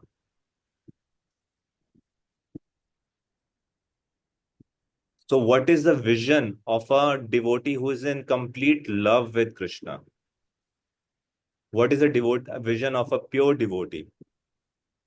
Because Krishna exists inside and outside, so such pure devotees sees him at all times, at all places. Vimanjana churita bhakti vilochanena santa sadai hridayoshu vilokayanti. So because Krishna is everywhere, so this verse describes the vision of a pure devotee. But how to reach this stage, that is described in the final verse of Chatushloki Bhagavatam. By this is the Abhiday. By approaching a bona fide spiritual master, by inquiring from him, directly and indirectly. So, directly means one must directly execute bhakti, Shravanam, Kirtanam, Vishnu, Smaranam, Padasevanam. And indirectly means whatever is unfavorable, one needs to avoid that. So, this is Lord instructing to Brahma. So Lord is the original spiritual master. He is the Shiksha Guru, original Shiksha Guru of Brahma. So that's why Krishnadas Kaviraj Goswami, while describing Shiksha Guru, he's quoting these verses. Anyway, yeah, we'll stop here. Thank you very much for your kind attention. So ये था आदि लीला का first chapter. हो सकता है शुरुआत में थोड़ा टफ लगे, क्या क्या फिलॉसफी डिस्कस की गई है, इतने सारे विषयों पे डिस्कस की गए हैं, बट टफ नहीं, आप कोशिश करोगे ध्यानपूर्वक पढ़ने का, समझने का, तो ये आपके हृदय को और मन को बहुत शक्ति प्रदान करेगा। अगर इन तत्वों को आप स्पष्ट रूप से समझ जाते हैं और इनके आधार पर अपना स्पिरिचुअल लाइफ बेस करते हैं। So these are very very critical and important subject matters। क्योंकि हम चैतन्य लीला तब तक नहीं समझ पाएंगे, तब तक हम अप्रिशिएट नहीं कर पाएंगे, जब तक हमें यही नहीं पता होगा कि चैतन्य महाप्रभु है कौन, नित्यानंद प्रभु है कौन, गुरु कहते किसको है। आगे के जब हम डीलिंग्स देखेंगे महाप्रभु के भक्तों के साथ, बट जब हमें पता ही नहीं होगा भक्त कौन है, शक्तियां क्या है, गुरु कौन है, कृष्ण क्या है, तो उनकी डीलिंग्स को भी हम बहुत ही सिर्फ सेंटिमेंटली अप्रिशिएट कर पाएंगे। उसकी जो डेप्थ है, उसकी जो उसके पीछे जो सिग्निफिकेंस है, वो वाले डोर क्लोज रहेंगे without understanding the philosophical truths, darshan behind. Yes Divya Kishori Mata ji. Hare Krishna प्रभु जी, प्रणाम। Thank you so much Prabhu ji. Actually मतलब जो आपने भी पॉइंट बोला वो बहुत रेलेवेंट लगा मुझे। जैसे इतना कभी भी गुरु के बारे में पढ़ा था, मतलब आईडीसी भी किया था, बट इतना डीप मेडिटेशन है इन श्लोकास में, manifestation that guru is a direct manifestation of Krishna, तो it was very nice. And second I wanted to ask that प्रभु जी, फर्स्ट श्लोका में जैसे वंदे गुरुन ईश भक्तान, उसमें एक लास्ट पार्ट है ईशा, तो ये जो ईशा है ये भी डिस्कस करा हुआ है, मतलब या ये सेकंड श्लोका में जा रहा है ईशा डिस्कशन, बिकॉज ये चैतन्य महाप्रभु और नित्यानंद प्रभु को सेकंड वर्स में डिस्कस कर रहे हैं। तो वो मुझे पूछना था, जैसे 6 कैरेक्टरिस्टिक्स हैं, उसमें एक 6 वाला ईशा भी है उसमें ना, तो मतलब did I miss it hearing, या ये चतुश्लोकी में कवर हो रहा है, जैसे आप बोले शिक्षा गुरु वाला पॉइंट में ही मेरे को लगा गुरु मतलब कृष्णा इंक्लूडेड है ऐसा। अब इसमें आपके सामने वर्ड्स है, इसमें कौन सा वाला ईशा है आप बता रहे हैं? वंदे गुरुन ईश भक्तान, ईशम, ईशम हो गया वो परम भगवान, अनटू द सुप्रीम लॉर्ड। उसके बाद है ईशावतार का, last part last Krishna Chaitanya संगम है। So that is the 6th part. So I'm just asking. Sorry आवाज Spiritual Master 1 devotees. हाँ, Spiritual Master 1 devotees. Second, third is Lord's incarnation. Fourth is plenary portions. Fifth is energies, and sixth is Lord Himself. So that 6th part I'm asking, Prabhuji. Fourth is Ishavatarakan, the avatars of the Lord. Fifth is Prakashan, the expansions and the manifestation, just like Lord Narayan, Balaram, and when Krishna expands himself in Ras Leela, all those Prakashan. And then Shakti, potencies. These 6. And you are talking about the translation, right? Yes, Prabhuji. Oh, sorry, I was seeing the verse. He said, and the primeval Lord himself, Sri Krishna Chaitanya. So if you see the spiritual master, this Sri Krishna Chaitanya is Isham, the Supreme Lord.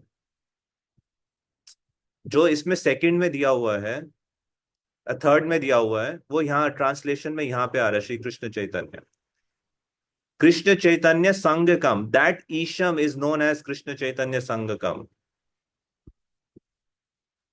He is the supreme Ishwar, na? Krishna Chaitanya Sangakam, the primeval Lord himself. आप इसमें पहले देखोगे, इसमें कहीं वो नहीं होगा, ईश्वर का ट्रांसलेशन नहीं है। Spiritual master is Gurun. The devotees of the Lord are Isha Bhaktan. The Lord's incarnation are Isha Avataraka. So where does this Isham went? So that is Sri Krishna Chaitanya. Yes, thank you, Prabhuji. And this Isham has all these components. They are the absolute truth, means all of these 6 together. We cannot have just Isham and we reject Guru and Isha Bhakta and Prakashan. We cannot have only Guru and reject Isham and Prakashan and Isha Bhakta. So whenever we mention one, that one does not exist independently. That one is always with remaining five. Thank you so much प्रभु जी। And प्रभु जी जैसे यहाँ पर ईशम जो है मतलब it comprises of everything, लेकिन जब फर्स्ट श्लोका का डिस्क्रिप्शन हो रहा है, मेरा ये पूछने का मतलब था इस वर्ड को भी कुछ श्लोकास क्या दिए गए हैं मतलब, या it is continuing in the second, because today we started with words 2, तो उसमें नित्यानंद प्रभु और चैतन्य महाप्रभु का वहां से डिस्क्रिप्शन शुरू हुआ। सो कैन आई नहीं, बट नहीं, उसमें डिस्क्राइब नहीं हुआ। उसमें 5 चीजों को डिस्क्राइब किया गया है, जो एग्जैक्टली लॉर्ड चैतन्य का डिस्क्रिप्शन आएगा वो नेक्स्ट वर्सेस में, और फिर सेकंड चैप्टर ऑनवर्ड्स आएगा। आप सेकंड चैप्टर का टाइटल अगर आप देखोगे, that is about, first chapter is the spiritual master, second chapter is Shri Chaitanya Mahaprabhu supreme personality. मतलब उस फर्स्ट वर्स के जो आप पार्ट में पूछ रहे हो कि 6 पार्ट, उसमें ईशम नहीं है, नहीं, उसको अलग से कृष्ण दास कविराज गोस्वामी ने डिस्क्राइब नहीं किया। He is describing that in great detail in second verse and then verse 3rd onwards in chapter 2. Thank you प्रभु जी। हरे कृष्ण, प्रणाम। Okay, so we'll stop here. Hare Krishna.